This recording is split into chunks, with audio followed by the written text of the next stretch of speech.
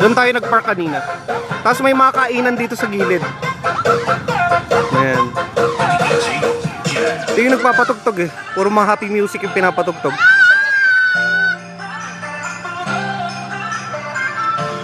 Merong Belen dito sa gilid.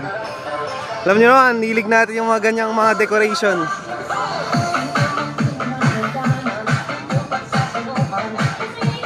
Ang star ng Pasko,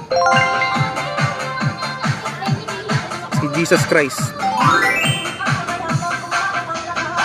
Ganda nung decoration nila dito, buhay na buhay. Joseph, may angel, Mama Mary, tapos si tatlong hari. Merong tupa. Ganda. May bilihan ng toys dito sa paanan